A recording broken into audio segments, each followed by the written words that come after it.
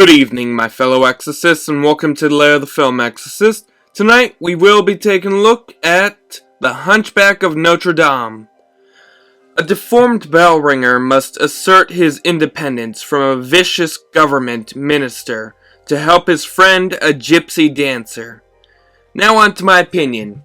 Well, it's about time we finally encountered the darkest Disney movie. Well, next to the Black Cauldron, to be exact. I guess since this is a musical, I should start with my two favorite songs. The Bells of Notre Dame, which is the best intro I've seen from Disney in years, thanks to the gospel music that tells the story of how our main character and our main antagonist, and how their stories intertwine, showing how ruthless Frollo truly is, especially when it comes to ending both gypsies and supposedly protecting his mortal soul from hell.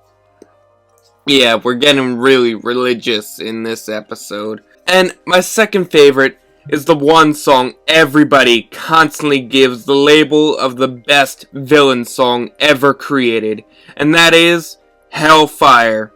The song that reveals how obsessed Frollo has become with Esmeralda, while also, again, showing that the one thing he fears most is his own damnation, seeing this woman as the very temptation that will ruin his life forever, resolving that if he does not save her, that she will turn him to sin.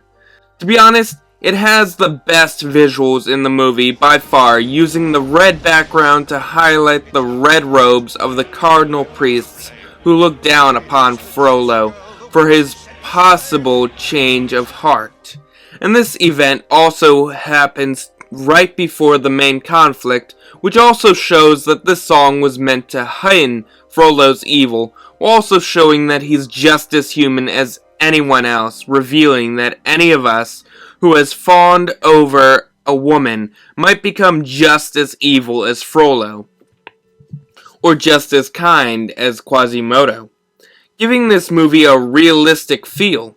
And that I love the way the movie animated the fire to look exactly like Esmeralda. And honestly, the best part is how beautiful the chants of the cardinals are damning Frollo.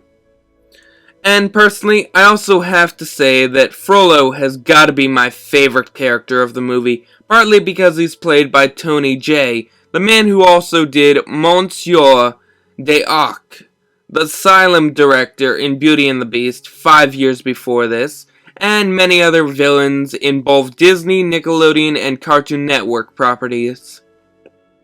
It's also because while he's the most evil person in Paris, he's also just as human as everyone else, constantly trying his best to take control of any situation, while also destroying the lives of others only to make his better, especially when it comes to his ward, Quasimodo, the bell ringer of the Church of Notre Dame, which in recent years has definitely seen better days, especially after the fire that ruined its walls, which is kinda ironic, since this movie's climax involves the burning of Paris, which happens below the church and around it. I also find it very interesting how similar Frollo's... he's very similar to most abusive fathers or abusive lovers during real life. He acts like this protective father figure that wants nothing but the best for Quasimodo, and some might say he does, but also he manipulates him in the worst way possible, making him feel comfortable while also treating him like the monster that he assumes he is, which is exactly why the narrator of this story, at the very beginning in The Bells of Notre Dame, asks the question, who truly is the monster, and who is the man? Is it Quasimodo who is the monster, or is it Frollo, the true monster of this story? I also love how this movie also takes a look at the point of view of those who do not follow the ways of God, like me and other pagans, using the gypsies and Esmeralda as the victims of the story. And personally, I feel it reflects on the cruel acts that the Christian church has performed over the years, from the burning of Rome to the assaults on the Celtics of Ireland. And let's not forget everybody's favorite to research, the Holy Crusades on Jerusalem. And I believe there were 3, maybe 4 of them that happened. Oh, and also Spain's attack on the Native Americans in the past, trying to convert them. Oh, also, the attack on the Aztecs, trying to convert them while also destroying their society. So yeah, there's a lot of heinous acts out there that the Christian church has done. And like I said before, this story is very, very close to home for me, and it is very religious, as you can see. Because again, I am a Norse pagan, and it has been said throughout the years that most of the texts that follow my personal religion, Odinism / heathenism, most of the texts and most of the worship places were completely destroyed, and Christianity was forced on the Norse people. So, yeah, chew on that. Just like in this movie, not even the church is as clean as it seems. Now, I'd also like to take a look at everybody's least favorite characters of the movie, which would be the Gargoyles. Personally, they don't belong in a movie as serious as this one. That time one of them dresses up as Esmeralda in this song kind of made me sick to my stomach, because it's just really not flattering, and they have some of the worst jokes and songs during some of the worst times of this movie. I mean, yeah, they're supposed to be the encouragement for Quasimodo. They're trying to supposedly help him and encourage him to go down, but also it's just not funny. I mean, especially that joke that everyone points to, oh, this is terrible. You're telling me I'm losing to a bird. Yeah, no, it's not funny. Who cares? And honestly, they should have been left out of this. You don't need it for every Disney movie, you don't always need a comedic character to relieve the seriousness of the movie. I mean, Quasimodo alone could have been the comedic character or comedic tragedy of this movie, or even Phoebus. But no. We had to get the Gargoyles for some odd reason, because every movie apparently has to have a sidekick, and these 3 were just the worst choice you could make. I mean, hey, at least we got the goat, which was a lot funnier, and Achilles, Phoebus's horse, who, God, you gotta feel bad for those guards constantly getting sat on. It's just hilarious. Now that's a joke. Those are the funniest scenes in this movie, not this gargoyle crap. They actually did almost ruin the most heartbreaking scene of the movie, which was Quasimodo's learning. No, it was the scene where Quasimodo learns that Phoebus and Esmeralda are falling for each other, and this kind of leads to the mistrust he has for Phoebus when they go to warn the gypsies of their impending doom, because Quasimodo, like Phoebus, is in love with Esmeralda, so he kind of feels a rivalry between the two of them, and it's understandable. I'd be pissed off if someone I loved was also falling for someone else. I mean, It's common sense. But back to the Doom.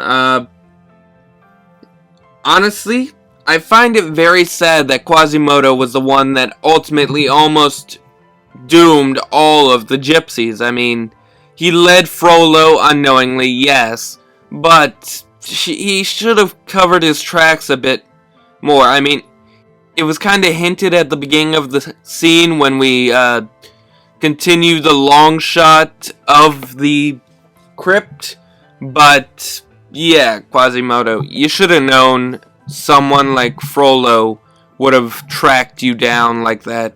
Or, I mean, Phoebus should have known. He is the military genius, supposedly, of the movie.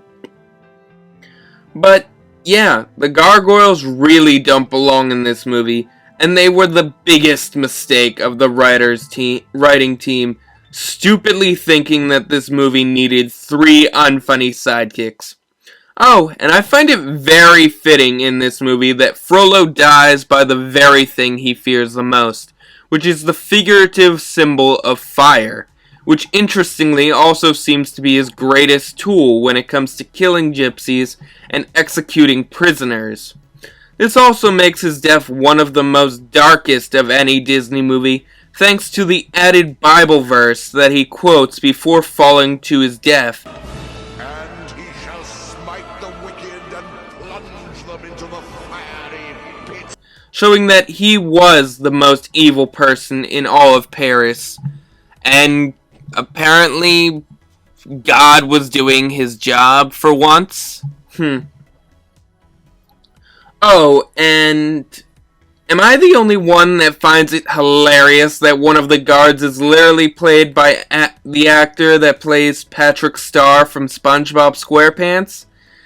And the same guard is also the one that ultimately ruins the Festival of Fools for Quasimodo, just like he helped ruin the later seasons of SpongeBob with SpongeBob himself. And I'm kind of embarrassed to know that this idiot is getting his own series very soon.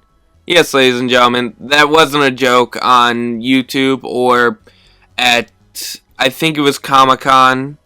No, it's actually happening. There's gonna be a Patrick Star TV series, and it's just embarrassing to know. So that's my thoughts on that. And let's face it, nobody can truly hate this movie because it's a part of the reason why we still have so many inventive movies out these days, showing that the risk that the writers and animators took was well worth it. I mean, without this movie, we probably wouldn't have gotten Treasure Planet, or The Emperor's New Groove, or, let me think about it. Oh yeah, The Great Mouse Detective. Some of my favorite movies from Disney. So, yeah. Good on you guys for making these brilliant movies right here. This is also why I'm giving this movie an 8.5 out of 10 for this gorgeous retelling of an old classic, and because of their portrayal of Disney's darkest villain. But I also took points off for every scene that the Gargoyles were in. So yeah, if you haven't seen this Disney classic yet, I've gotta assume you and your family have been living under a rock for decades. So yeah, I'd also like to say a happy belated birthday to Kat from Wolf Entertainment, because it was meant to be a birthday review that his brother Wolf requested. But I kinda got caught up in other reviews during June and July, so here it is, Kat. I hope you like your gift, so yeah. Please don't forget to like, comment, and subscribe, and click the bell for more content, and to let Judge YouTube know that we're doing a great job, and to not burn us at the stake. So, have a great night, and I hope my channel has become your sanctuary. Because we all need a bit of sanctuary at some point in our lives. So, have a great night.